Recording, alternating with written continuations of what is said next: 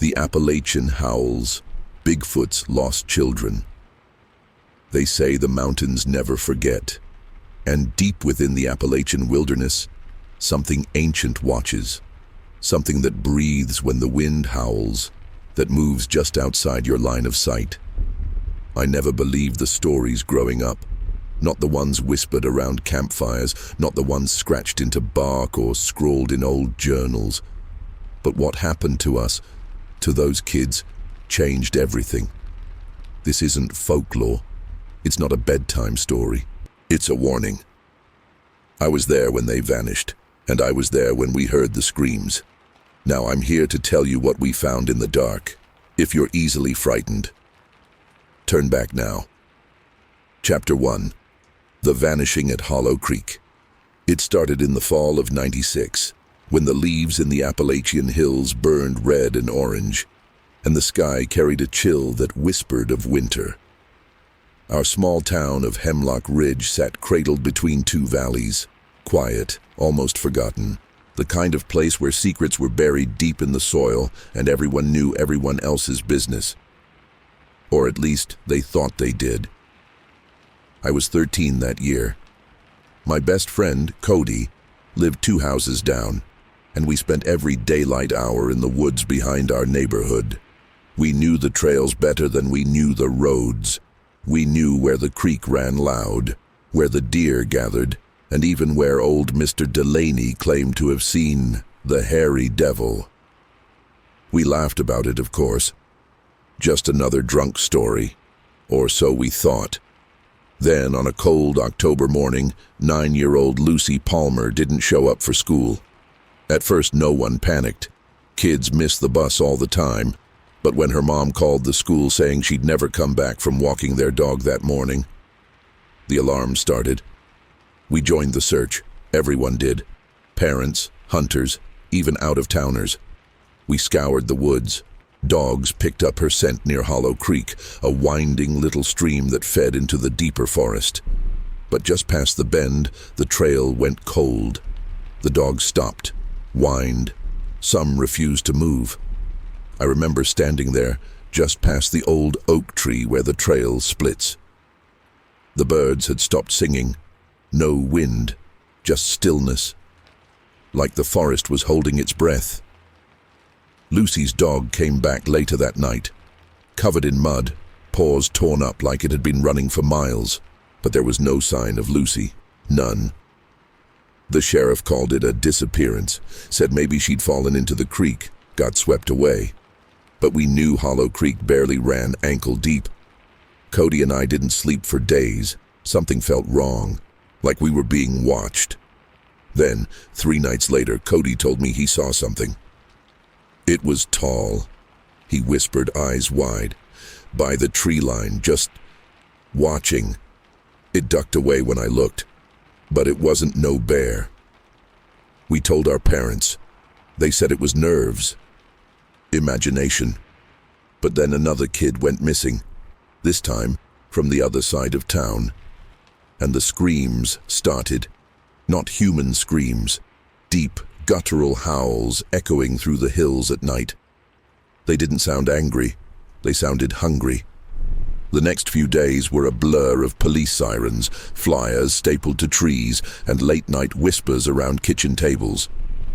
The town of Hemlock Ridge was unraveling. Search parties were out until dawn, and people began locking their doors before sunset. Even the bravest old-timers stopped walking their dogs after dark. But it wasn't just the missing children or the howls. Something else was changing in the forest. Animals were acting strange. Deer were being found gutted, but not eaten. Birds disappeared from their nests. Cody swore he saw raccoons tearing at their own fur. I saw a buck bolt head first into a tree and break its neck clean. The woods we loved were becoming different, wrong, like they were rotting from the inside out. One evening, my dad and I were out back fixing the chicken coop when we heard it again. That scream. But this time it was close. Too close. We froze. He looked at me, and for the first time in my life, I saw fear in his eyes. He grabbed the shotgun from the shed and told me to get inside. I didn't move. I wanted to see what it was. We waited. Then, snapping twigs, heavy footfalls, and silence. When we finally dared to peek around the shed, nothing was there, except the coop door, torn clean off its hinges, chickens gone.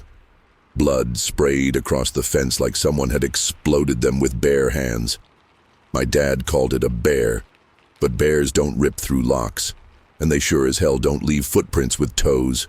Long, human-like toes, bigger than my hand. That night, I stayed up in my room with a flashlight pointed at the window. I kept hearing sounds I couldn't explain, scratching, breathing, a low, heavy grunt like something with lungs the size of a drum. And then I saw it, a shape, just at the edge of our yard. Massive, hair-covered. It ducked behind the shed and didn't come out. I wanted to scream, but my voice locked up. I just sat there, shaking. The next morning we found claw marks etched into the back door, and my window screen peeled up like paper. Whatever it wasn't just watching anymore, it was trying to get in. And Lucy wasn't the only one it wanted. Chapter 2. The Thing in the Trees. After Lucy and then Mason from the West Ridge disappeared, our town started locking up like it was under siege. Curfews were whispered but not official. Kids weren't allowed to play outside anymore. The school bus started picking us up closer to our doors. It didn't feel like home anymore. It felt like we were waiting for something else to happen. And deep down, we knew it would. The forest was always our escape. Mine and Cody's. But after what we'd seen, those prints, those sounds, we started avoiding it. At least during the day. But at night, I swear it came to us anyway. One night, just a week after Mason vanished, Cody called me, said he couldn't sleep, said he kept hearing tapping on his bedroom window, but he lived on the second floor. I told him it was probably a bird. Wind. Anything but that. Then why is there mud smeared across the glass? He whispered. That's when I knew we weren't dealing with a regular predator. Something was stalking us, not just watching, studying, playing with us like we were part of some twisted game. I went to Cody's house the next day. We checked the outside of his window, and sure enough, there were prints, not boot prints, not paws, toes. 5 long, wide-spaced toes pressed into the dirt below the siding. And the smear on the glass? It was hand-shaped, but too big. Way too big. The thing had climbed the side of the house. We went to the sheriff, showed him photos. He barely looked at them, said we were making it up, kids pulling a prank. But his hands were shaking, and he didn't make eye contact. I think he knew. He just didn't want to admit it. That night, Cody and I made a plan. We were going to set up traps, cameras, whatever we could to catch it. We borrowed an old hunting trail cam from his uncle and tied it to a tree at the edge of the woods behind my place. We even left some bait, raw meat from the freezer, tied to a low-hanging branch. And then we waited. Nothing happened the first night, or the second. But on the third night I heard something. A low rumble, not like a growl. Deeper, more like a vibration, rattling through the floorboards of my room. Then, wood splintering, something heavy crashing through branches. My window lit up for a split second, like something moved in front of the floodlight we'd hooked to the camera rig. I waited till morning to check. The camera was gone. Not broken, not smashed, just gone. The branch we tied the meat to snapped like a twig, and the bark on the nearby trees was clawed down in long, vertical slashes. We searched the area for the camera, finally found it 40 feet away, tossed into a bush, lens shattered. The memory card was still inside. We took it to Cody's and popped it into his computer. The footage was grainy. Night vision distorted the shapes, but we saw it. Something moved between the trees, huge, hair-covered, fast, too fast for its size. It didn't walk. It glided in a way that made my skin crawl. And right before the camera cut out, a massive hand reached toward the lens. Fingers longer than a man's, nails curved and black. I felt sick. Cody started locking every window in the house. His mom asked him what was going on, but he didn't answer. We didn't know how to explain it, and who would believe us? 2 days later, another kid went missing, this time a girl named Becca. She was playing in her backyard while her dad cooked on the grill. He turned around for less than a minute. She was gone. The backyard backed up to the woods, no signs of struggle, no footprints, just her little red hair tie caught in a branch 10 feet off the ground. That night, I had a dream. Or maybe it wasn't a dream. I was standing in the woods, barefoot. The ground was cold and wet. Trees towered above, but they were wrong, twisted, leaning toward me. I could hear something breathing behind me. I turned slowly, and it was there. 8 feet tall, covered in coarse brown hair, eyes glowing faintly yellow. Its mouth hung open, not in a snarl, but in something like curiosity, like it was trying to understand me. Then it screamed. A sound that shattered the trees around us, made my ears bleed. I woke up gasping, heart pounding so hard I thought it would explode. My pillow was soaked with sweat, and my window cracked from the inside. I didn't sleep the next night, or the one after. Neither did Cody. We were being hunted, not for food, not for sport, but for something worse. Possession. Chapter 3. Whispers in the Fog. By mid-November, Hemlock Ridge had turned into a ghost town. Not officially. People still lived there. Lights still flickered behind curtains. But nobody lived there anymore. The laughter of kids playing outside was gone. Porch swings no longer creaked, and the woods had swallowed our joy whole. 5 children were missing now, all from different parts of town. No ransom notes, no suspects, just stories, wild ones, shared in whispers at church, in gas station parking lots, and behind closed doors. Everyone had a theory. Bears, wolves, cults. But no one said what we were all thinking. Something in the woods was taking them. Cody and I weren't stupid. We knew we shouldn't go back into the forest, but there was something inside us, something that didn't feel like our own thoughts, pulling us back. It was like the longer we resisted, the stronger the pressure got. Like the thing was inside our minds now, nudging us, whispering when we slept. I started sleepwalking. Twice, my mom found the front door cracked open in the middle of the night, mud on my feet, twigs in my socks. I had no memory of leaving the house, no dreams, just a vague feeling that I had to find something out there. Cody was worse off. He was having blackouts, gaps in time. His mom said she found him sitting in the bathtub, fully clothed, murmuring to himself in a voice she swore wasn't his. And the forest? It was changing. Fog rolled in and stayed, thick and unnatural. It clung to the ground like smoke from a dying fire, never rising, never fading. The trees looked different too, more crooked, more tangled. And the birds, gone. We decided to go back. We didn't say it out loud, but we knew. It was like something had called us, chosen us. We packed flashlights, knives, snacks we knew we wouldn't eat. It felt like preparing for war. We waited until 2 a.m., the dead hour. Then we slipped out and met at the edge of the woods. It was colder than I expected. And the silence? Crushing. We took the old trail that wound past Hollow Creek, past the big sycamore that locals called the Wailing Tree. It got its name because during storms, it made a sound like crying. That night there was no wind, but the tree wailed anyway. We pressed on. That's when we saw it, not the creature. Something else. A clearing that hadn't been there before. In the center stood what looked like a shrine, branches woven together into a giant dome, like a nest, but far too large for any bird. Bones littered the area around it, not fresh, not bloody, just dry, bleached, some small, some human-sized, and hair. patches of matted fur, tufts caught on bark. The stench was overwhelming, rotten, wet dog and something metallic like rusted iron. Cody pointed to something half buried in the dirt. It was Becca's shoe. We backed away, barely breathing. That's when the fog around us moved. I swear it moved like it was alive. And then, a low rumble from the trees.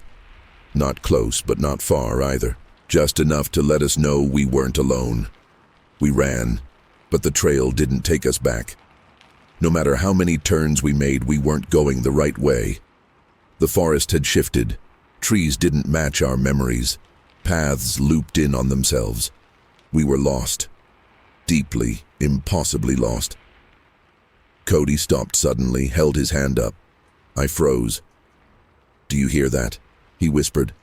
At first, nothing. Then I heard it too. A voice. A child's voice. Distant. Calling for help. "That's Lucy," I said. "That's Lucy." Cody's eyes filled with panic.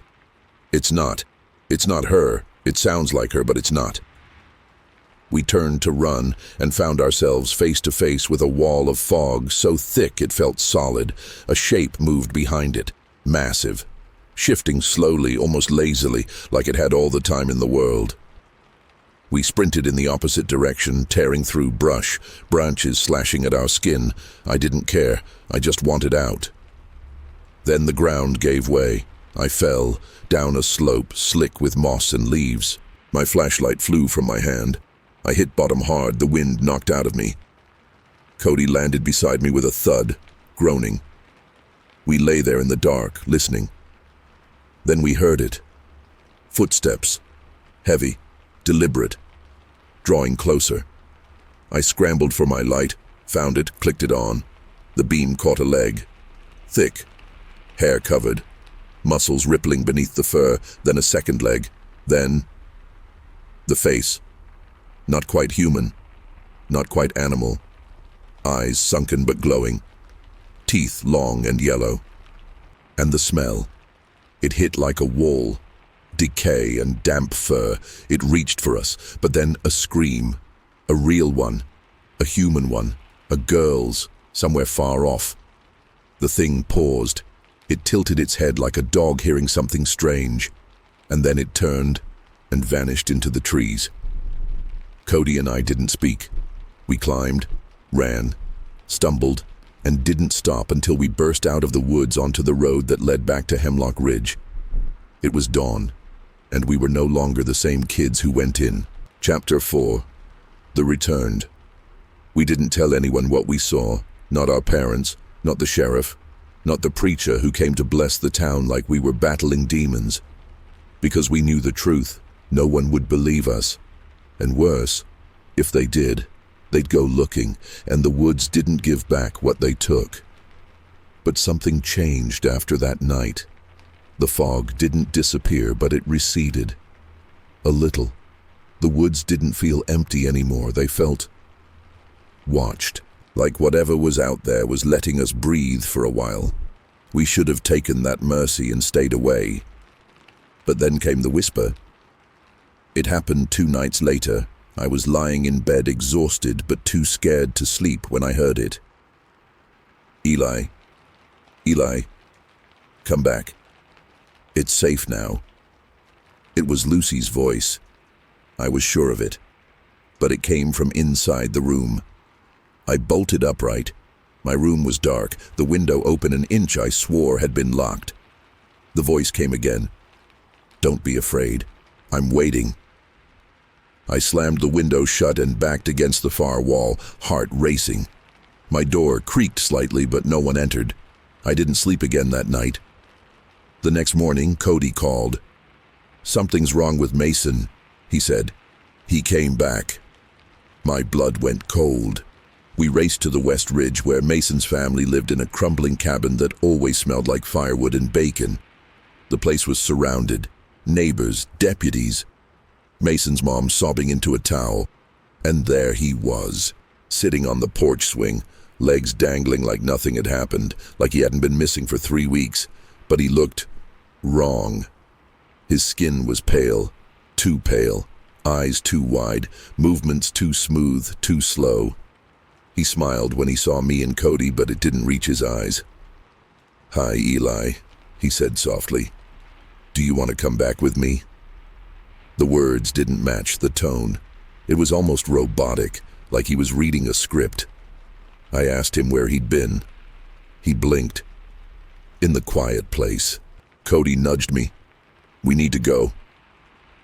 Later that night, I couldn't stop thinking about that phrase, the quiet place, and how he kept blinking like something was behind his eyes, watching. By morning, Mason was gone again. Not just missing, vanished.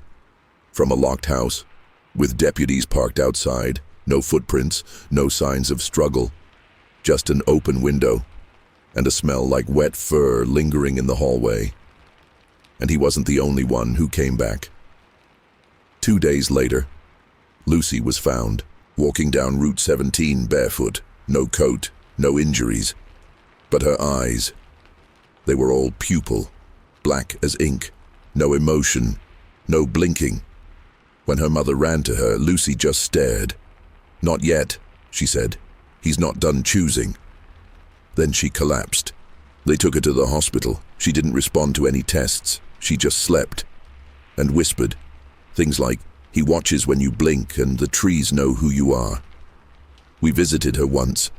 She didn't speak. But as we left the room, I felt it.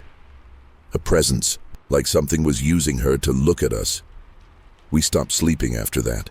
We stayed in Cody's basement, flashlights in hand, knives under our pillows. We wrote everything down, every detail. We thought maybe we could prove it, stop it, fight it somehow. And then we heard the knocking. Soft, slow knocks on the basement window. 2 taps. Then silence. Then 3 taps. Then silence. Like a pattern. Like a message. We didn't dare look. Didn't move. Then we heard it. Mason's voice. "Let me in. I forgot my name. Help me remember." We stayed frozen for hours. When we finally looked, the window was fogged over, but written in the condensation in long, thin strokes was a single word. Soon. Chapter 5. Blood on the Bark. After Lucy returned, things didn't calm down, they got worse. Whatever that thing was, it wasn't done with Hemlock Ridge. It was just getting bolder, louder, hungrier. And something about Lucy's reappearance. It was like an invitation. Like the game had entered a new phase. By the end of that week, the dogs stopped barking. Not because they didn't hear it anymore, but because they were gone. All of them. Every dog in town. One day, they were just missing. Empty collars, broken leashes, torn up yards. People said coyotes. But coyotes don't open gates. They don't leave paw prints where the mud's disturbed but never broken. Like something floated. Cody and I went door to door that weekend, asking questions. We pretended it was for a school project. Most people just shut their doors. Some looked over their shoulders like something was listening in. One woman, the oldest in town, Miss Adeline, let us in. Her house smelled like mothballs and burnt sugar, but her mind was sharp. "You boys seen it yet?" she asked, like she was asking if we'd caught a cold. Cody and I exchanged a glance. I nodded. She sighed. "Didn't think it had come back this soon. I hoped maybe it was done with us." She pulled out a dusty photo album and flipped to a page with yellowed newspaper clippings. Headlines like, "Boy lost in Hollow Creek, never found," and "Teen vanishes after party in woods." "Every few decades it wakes up," she said.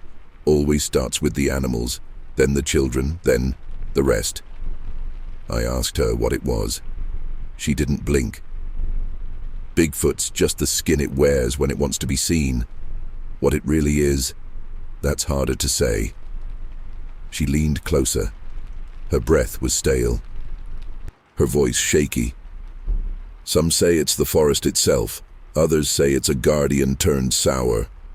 But I think it's a collector. One that doesn't like to be ignored." I asked her how to stop it. She chuckled. You don't. You just survive. And even that's not promised. We left, shaken. That night the wind picked up, hard. Windows rattled, trees moaned. I barely slept. Around 3 a.m., I heard it again. The scream. But this time it wasn't from the woods. It was from town. I rushed outside. So did my parents. Neighbors. Half the town was out in their pajamas. The air smelled like copper and smoke. In the center of Main Street was a deer, or what was left of one. Skinned, gutted, stretched like a warning. Its legs were pinned to lampposts with sharpened sticks, and carved into its side like a brand was a single word. Listen. The sheriff roped it off, told people to go home, claimed some sick prank. But I saw his hands shake, saw the way he kept glancing at the tree line. Later that day, a group of volunteers went out to do a coordinated grid search of the forest. 20 men, radios, rifles. Only 12 came back. The others, gone without a trace, no blood, no signs of struggle. Just their radios left behind, all still tuned to the same frequency. And in the static, you could hear it.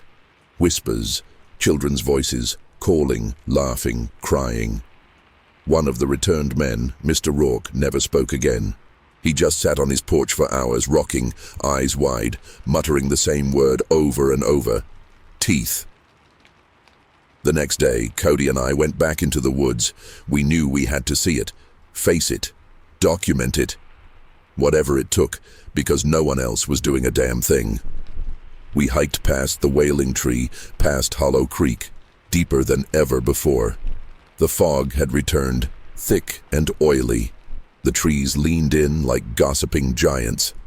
We came to another clearing, not a shrine this time. A pit, wide, deep, filled with bones.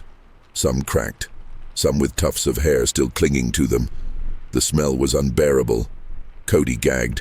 I threw up, but something moved in the pit, something alive. We backed up slowly, and that's when we heard it behind us.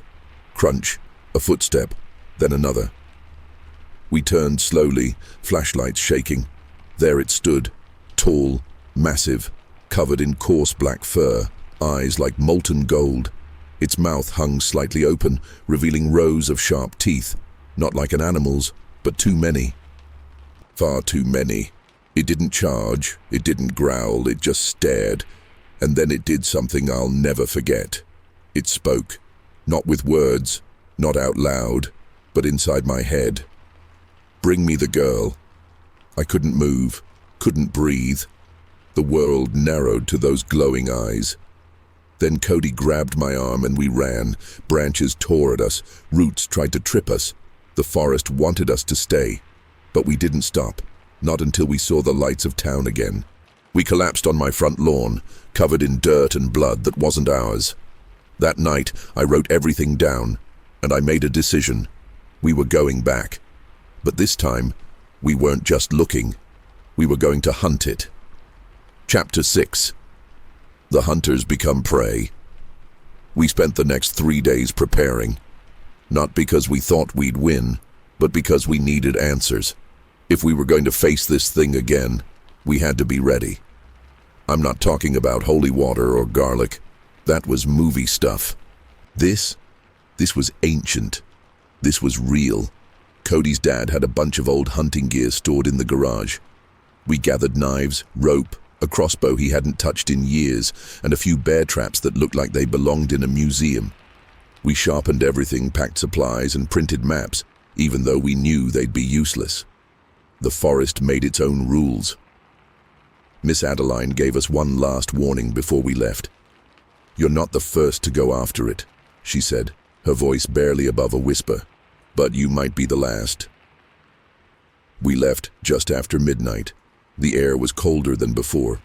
Not the crisp kind of cold you feel before snow. This cold had weight, like it pressed against your lungs and tried to freeze the thoughts inside your skull. We said nothing as we walked. Words felt like they might break something fragile in the silence. We reached the edge of the forest, crossed the threshold of twisted roots and shadows, and were swallowed whole by darkness. The forest was silent at first. Too silent. Even the wind didn't dare move. Then came the sound of breathing. Not ours. Heavier, deeper, all around us. We kept walking. The trees closed in tighter with every step. The path beneath our feet disappeared, replaced by soft earth that muffled our steps like a thick carpet of decay. We marked the trees with chalk.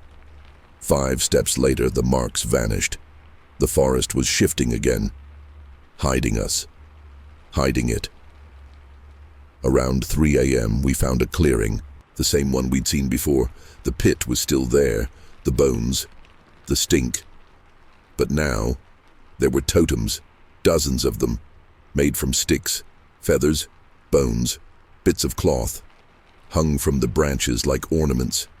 They spun slowly, even though there was no wind. One of them had Cody's name carved into it, another had mine. We froze. Something cracked behind us. We turned. Nothing. But the totems had stopped spinning. That's when we heard the scream. It didn't sound like any animal. It wasn't human either. It was somewhere in between. The kind of sound that made your stomach twist and your instincts scream at you to run. But we didn't run. We set the traps, lined the edge of the pit, armed the crossbow, made a circle of salt around the tree at the center of the clearing. We weren't sure if it would work, but it made us feel less helpless. Then we waited.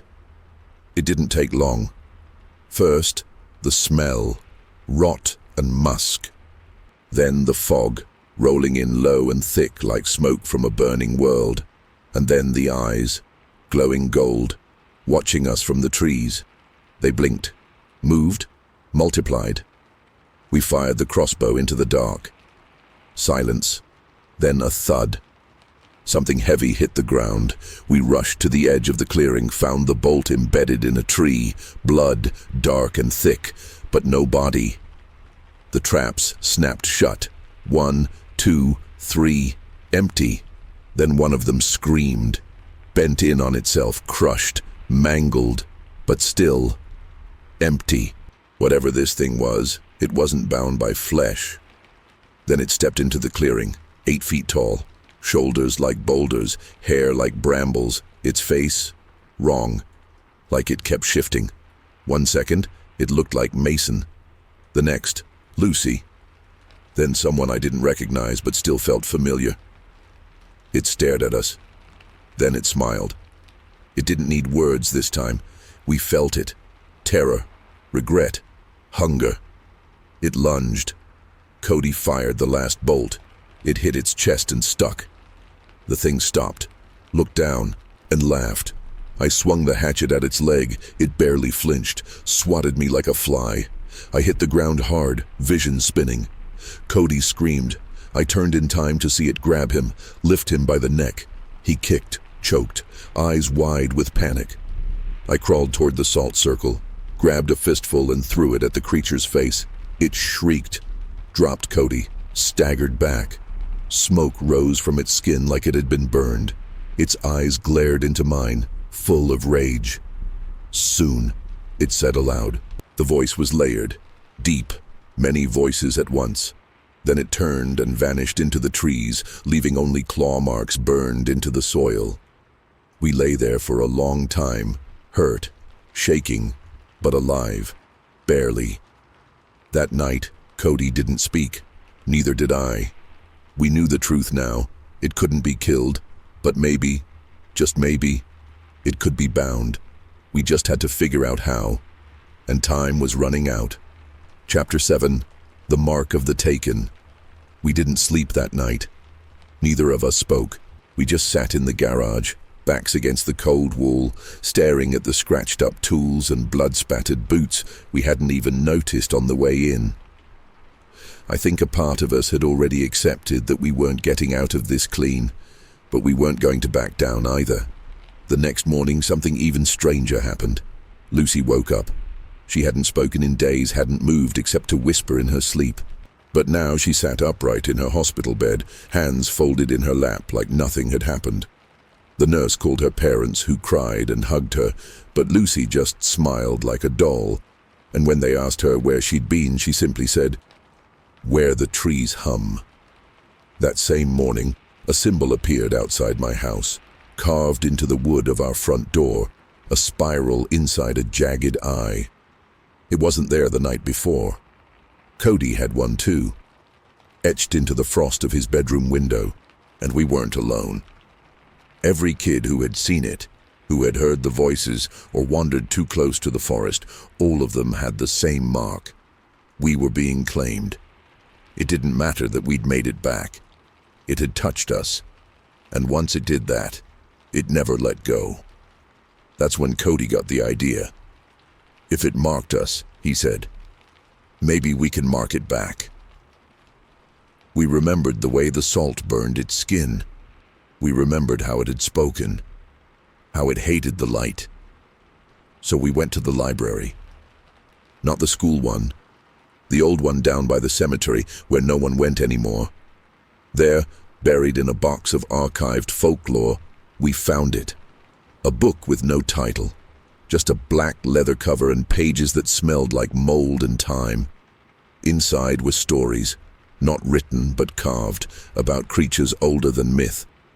Beings tied to land, bound by ritual, feeding on fear, trapped by names. And in one of the final pages we found it, the spiral eye. Its name was Shahalun, the collector of echoes, a being that feeds upon the resonance of memory, sound, and soul. It could not be killed, but it could be sealed, not by fire or blade, but by binding it to a vessel of its choosing, and then sacrificing that vessel at the heart of its domain, the forest itself. We didn't understand it all, but we understood enough. Someone had to go back, and that someone had to be one of the marked. The next few days were chaos. More kids started acting strangely. Some vanished. Others walked aimlessly through town, repeating words they'd never spoken before. One girl, Alyssa, stared into the sun for 10 straight minutes without blinking. One boy, Micah, ripped his fingernails off and said he was trying to let it out. The town was unraveling. People were packing up and leaving. Others tried to burn parts of the forest, but the flames wouldn't catch. Like the trees themselves were too damp, too alive. One morning, the preacher tried to perform an exorcism in the woods. He went in with 3 men. Only one came back. The survivor had no eyes. They weren't torn out. They were just gone. Smooth skin where the sockets should have been. He kept whispering, "The forest sees now." That's when we decided we were going to end it, or at least try. We needed bait. And we knew what it wanted. Us. We gathered what we could. Salt, rope, torches, the book. We copied the sealing symbol onto wood, stone, even our own skin. Marked ourselves in reverse. The ritual had to be done at the source, the pit. And we had to bring a vessel. We didn't know who it had chosen, but we suspected. Lucy. We didn't want to. But she wasn't Lucy anymore. She hadn't been for weeks. We found her walking barefoot down the center of town, humming something that made our teeth hurt. When we spoke to her, she turned her head at an unnatural angle, smiled, and said, "He's almost ready. So am I." We asked her to come with us. She didn't resist. She followed, back to the edge of the woods, back into the dark, back where it all began. Chapter 8. The Roots of the Hunger. The forest greeted us like it had been waiting. Branches swayed without wind. The fog curled at our ankles like it was tasting us. Cody gripped the torch tight in one hand, the sealing book in the other. I carried the salt, the rope, and a heart that wouldn't stop pounding against my ribs. Lucy walked barefoot, silent, eyes wide and unfocused like a sleepwalker. But she wasn't asleep. She was listening. To him. The deeper we went, the more the forest seemed to change. The trees no longer looked like trees. They twisted and leaned together like bones of ancient things buried long ago. And they were breathing. I swear to God they were breathing. We reached the pit as dawn painted the sky in rust and bruises. The bones were still there, more now, a wall of them, a cathedral built from the dead. At the center stood the totem of Shahalun, towering, watching, waiting. Cody placed the book on the ground. I drew the spiral eye in salt over and over in a circle around the pit. Lucy stepped inside willingly. We lit the torches, and then the ground rumbled, the trees groaned, and from the shadows, it emerged, Shahalun. Its true form defied sense. It was all of them. Mason's grin, Lucy's voice, the deer's scream, the preacher's hollow eyes. A creature made from echoes, stitched from stolen pieces. It didn't walk. It unfolded. From the trees, from the fog, from the very earth. And it laughed. The sound hit like thunder through bone. "You came," it said, but its mouth never moved. The voice rang in our heads, pressed behind our eyes. "She is mine," it hissed. She heard the song. She sang it. Lucy lifted her head. Her pupils were gone, her skin glowing faintly. "She is the door," Cody whispered, "and we're here to shut it." He began the incantation, words carved from the book, words that hurt to say. Shahalun screamed, 1,000 voices at once. The trees shook violently, the bones trembled. I threw the salt. The lines lit up like fire. The spiral symbols spun, burning gold. Lucy collapsed to her knees. She began to cry, not like a child, but like it was crying through her. "Don't!" she begged in a dozen voices. Cody shouted the final line. Shahalun lunged, but it was too late. The pit split open like a wound in the earth. A wind tore through the clearing, icy, unnatural, full of whispers. Shahalun was pulled toward it, howling, claws scraping the soil, faces unraveling from its form. Mason, Micah, Alyssa, dozens of them. Then Lucy. She turned to us, smiling through the tears. "Thank you," she said. Then she let go and vanished into the pit. The earth slammed shut. Silence fell, and the forest was still. We stood there, broken, breathless, unsure if we'd won anything at all. Cody dropped to his knees. I dropped beside him. We didn't cry. We just sat there as the light finally reached the forest floor for the first time in what felt like forever.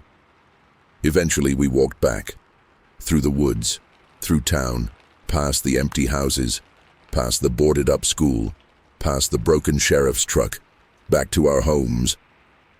We didn't speak of it again. Not to our parents. Not to anyone.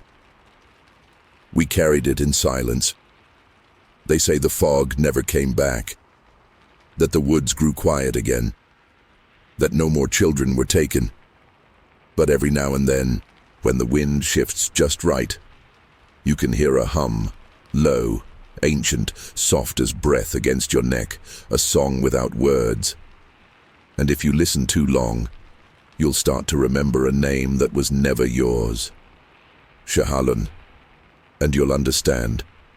He's still hungry. He's just waiting for the next to listen. If you've made it this far, you've heard everything I have to give. The story of Hemlock Ridge. The mark that never fades. The forest that breathes. And the thing that wears shadows like skin. But I'll leave you with one final warning. Never answer the voice in the woods. Never follow the children that come back wrong. And if you see the spiral eye, run. Because some doors, once opened, don't ever close. If you enjoyed this true horror story, don't forget to subscribe to Crazy Real Horror Stories. There's more to come. And the next one might be watching you already.